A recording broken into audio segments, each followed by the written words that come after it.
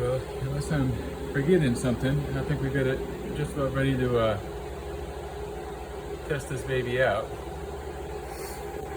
Basically, you can see this wiring right here. It just crumbles in your hand, and that was mostly every bit of what this wiring was. Not all of it. Some of it was a little bit more pliable, like this one is a little bit more pliable, but you can see that if you stretch it enough, it's still going to crack. And if you look at some parts of that same wire, you can see that it's already cracking. So basically the wire was not good on this radio. In fact, I've replaced every single wire except for this one wire back here. And the reason why I didn't replace him is because A, he looked okay, well, he looked decent, and then B, you can see he comes into the back of what I think is the oscillator coil, and it wasn't an obvious lug back there, and to get to it I'd have to take off the oscillator coil. You know, I just wasn't comfortable with that, to be honest, so I just left it. Every other thing I've got new wiring. Mains comes in here, hot goes here, goes through this fuse. Now it goes through this switch. It's not plugged in by the way. It goes through the volume switch and then comes over to here. Goes through the dial lamp, and then here it goes through the dial lamp, comes back into here, and I think it goes from here to the filament wires.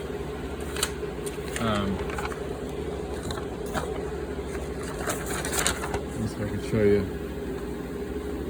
So basically it goes through the dial lamp in parallel with, I guess, this resistor in case the dial lamp breaks.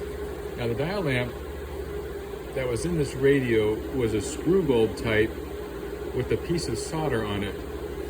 The actual connection for the dial lamp is a bayonet bulb. So they put a screw bulb into the bayonet fitting, and I guess to make it get the ground, they put a dab of solder. I don't even know if I still have it, but yeah, look. Oh no, that's my other one. Well, anyways, I'm sure you know what I'm talking about. So basically, I can't find on this data sheet right here or the schematic where the actual bulb type was. I did have some bayonet bulbs, some type 47s, so that's what I put in here, and it seems to fit just fine. This cloth covering wiring is basically the only cover. There was these two, and then there's a few of them down in here. You know, that actually seemed to be in decent condition, so I left that. I left 2 or 3 resistors and replaced all the rest. Anything that was over, say, about 20% tolerance, I just replaced it. And then I tested this mica right here with the high voltage tester, and that actually tested just fine. I did not test this mica, I don't think, but this one did test. This one up here did test good. Speaking of high voltage tester, I ended up going with this one. I was going to get, well, I was thinking about getting the one that you showed me, and I was really liking it. However, I had just previously seen videos and learned about this type right here, so I was just more familiar with it. It was about the same price, and I'm glad I had it, because check this out. I was doing my repairs and my replacements, and I got this 0.01 microfarad cap, Vichet cap, super nice capacitor. But you can see that I was gonna brag a little bit. I said, well, you know what, through this whole wiring scheme, I didn't burn one wire with my soldering iron. Well, that was towards the end. I actually burned, I don't know if you can see it, but I soldered the end of this capacitor accidentally. Just tapped it, but basically, you can see that I said, well, you know what, it looks fine. But watch what happens when I put it up to the high voltage cap. Hold on, I'm gonna put you down for a second, or the high voltage tester.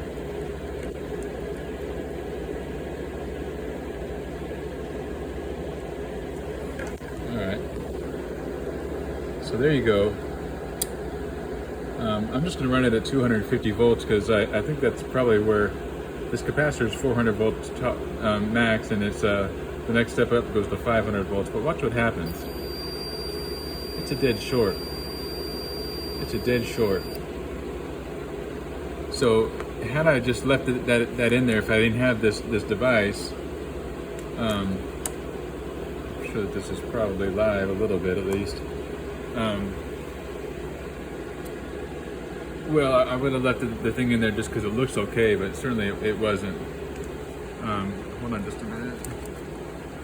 I got my IF can propped up on my bikes right there. So basically, I think we're at the point where we're gonna actually be able to power this radio on. The dial cord I left, it's actually, I wouldn't say it's in great shape, but it's working. And rather than restringing it, I just decided to just leave it. So what I've got here is I've got my isolation transformer.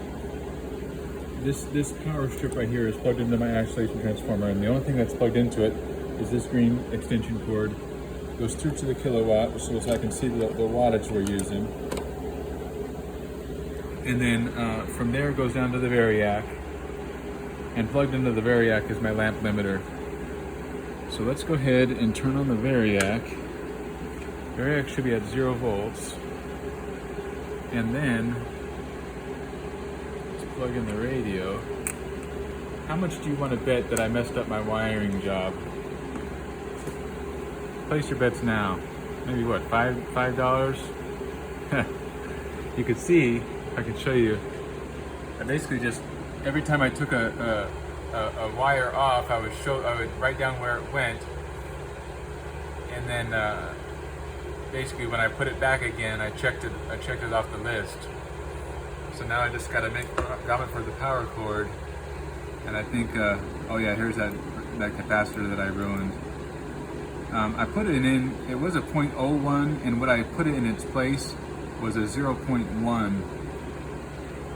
And I hope that that's going to be okay. You can see that the capacitor is the one that couples from the volume knob to, I'm guessing, to the plate of this detector valve. So that's the one that I replaced with a 0.1 microfarad. So I guess what, 10 times higher, but it's not within 20%, but you know what, it's what I have right now. I didn't have anything closer. Either that or, you know, use the dead shorted one, which I wasn't going to do. Alright, so what are we doing here? Let me turn this guy off. Alright, so I think we got everything hooked up. Looks like we're using 5 watts right now, just with the variac alone. Hold on, I'm sorry. Alright, so 5.2 watts. Let me see if I can't. One thing I had to ask you real quick while I'm thinking about it is, see the silver on these tubes?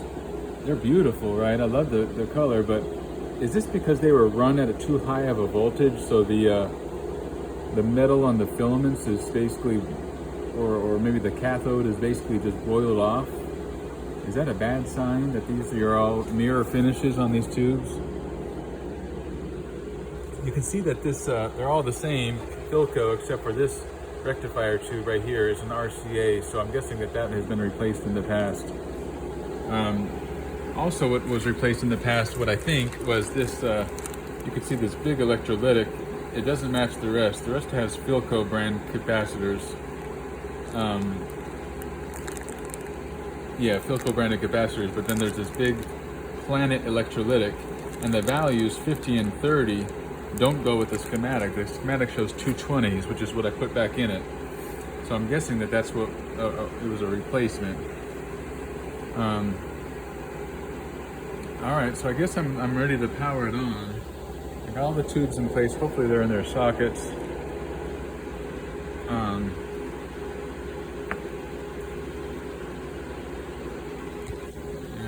Well, let's take a look, okay? What do we got to lose?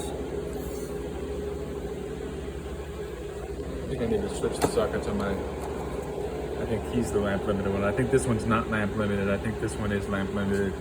I really got to make a note and put that on there before I forget. This is just plain, basically going through without the lamp limiter. And then this one goes through the lamp limiter right there. All right. Go. Let's turn her on. Alright. Again, we're at 0 volts on the variac. Let me increase that a bit. I don't know if you want to see the radio or you want to see the variac. I'll let you see the radio. All right, probably about 35 volts. Looks like 10 watts.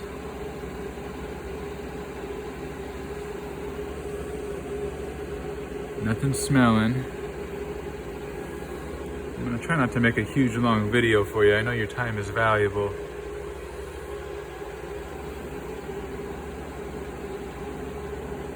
All right, let's go up a bit. Probably close to about 50 volts right now.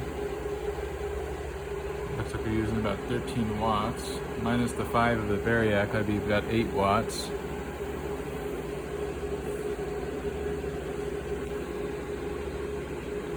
I meant to put a whatchamacallit on my a voltmeter on my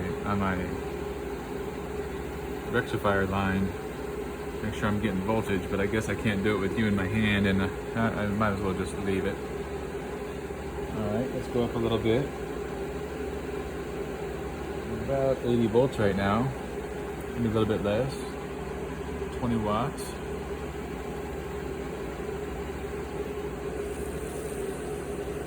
No smells that are bad smells. Can't appreciate any kind of, yeah, you know, maybe, no, I can't say that the tubes are getting warm yet. I don't think so. All right, ooh, I got a dial lamp is on. Kind of low, but it's on. Should I turn up the volume?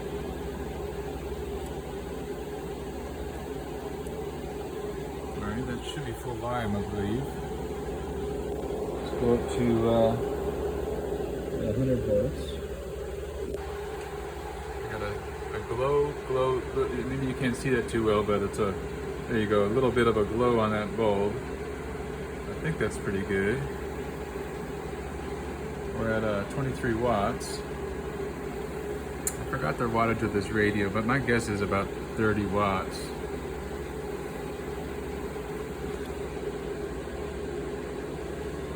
No sounds, no smells.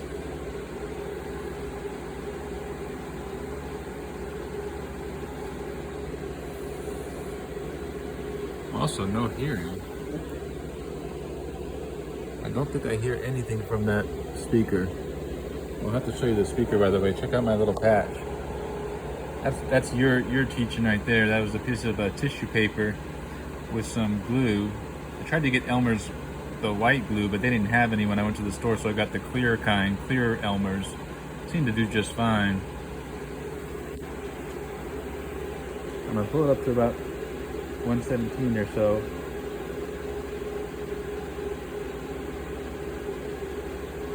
We're about 28 watts, maybe 23 with the including the variac.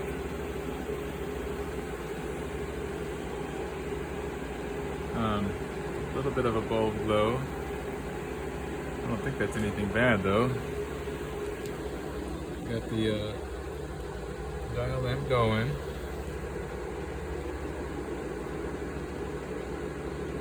I don't necessarily appreciate. I do actually see a glow on that tube. You see that little glow? These ones, it's much harder to tell if there's a glow in them. But it looks like my second audio frequency tube, my 50L6 GT, I believe, is glowing and getting warm. So I guess that means the power is coming from the rectifier. My 77 still feels cold. That's my IF.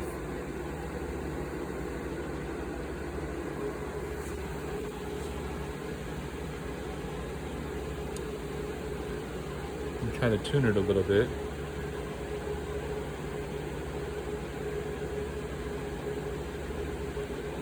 Well, I'm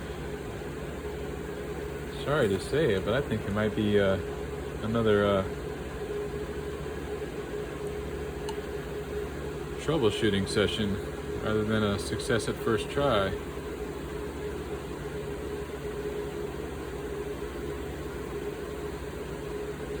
I mean, I guess, you know, having no fire is a success at first try, but all right, well, let me go in there and look at these voltages and see if I can't find out what's going on. So I don't know if you can appreciate this, but I'm getting a hum now. This is max volume right now, and I'm getting a hum out of the speaker. No tuning.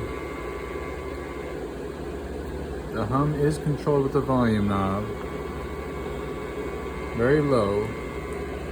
I've gotten a visual of the lights on these 4 tubes on the bottom. The one that I haven't actually seen because it's just hard to look at is my 7C6, is my detector tube is here. Sorry, it's not as close as it probably looks on camera because this is plugged in. So I'm getting lights. As far as the voltage is concerned, I'm looking at here, for example. The AC should come into here, and I think it feeds this plate, right? Is my guess. So the plate is pin number 2, and then, and so yeah, there's my AC right there. So there's that. And I'm guessing the output of my rectifier is on the cathode. Is that correct? When I put it here, I do get a high voltage. It's supposed to be 95 right here. You can see after it goes to the field coil. I get a voltage high, but it seems like it's charging this capacitor. So you'll see the voltage start high and then just drop automatically. Watch, I'll show you. I'll tell you when I'm about to do it. So here we go, 1, 2, 3.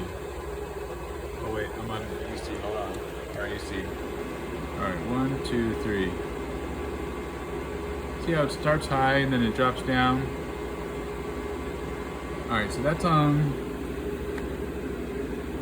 That's at that point right there. It goes through the field coil, and then the field coil comes down. Let me see where it comes in at. All right, you're watching. 1, 2, 3. So again, it goes high again and drops back down. So I'm wondering if that has something to do with these electrolytics in play right here. I don't know. I'm not getting any buzz when I hit the grid of this second audio frequency valve with my soldering iron.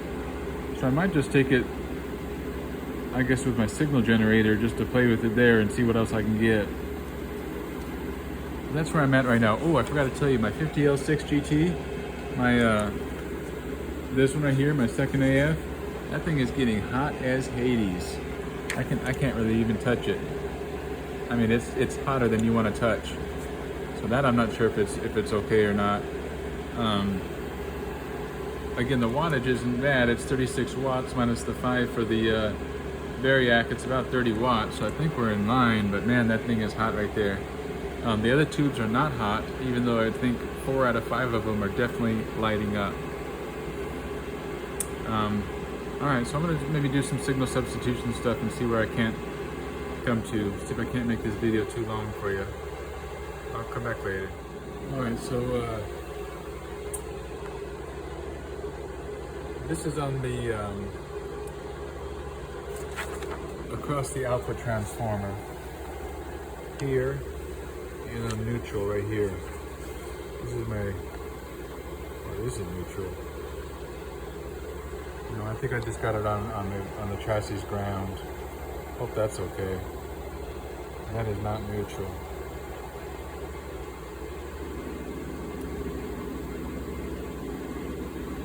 Then you gotta figure out where that point is, huh? Well, anyways, it's on the positive lead is on the top of that output transformer. The negative lead's on the chassis ground right now. I'm about to inject through the signal generator on the AF side a signal into the plate, pin 2 of the 50L6 GT.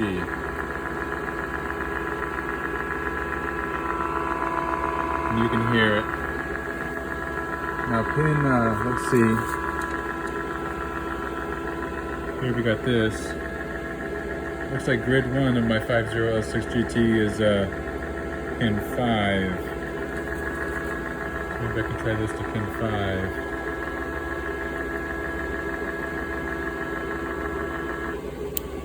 Hold on.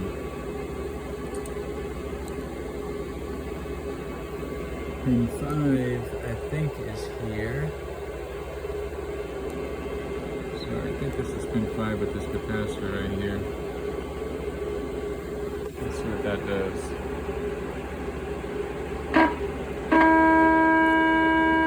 Well, that's good news.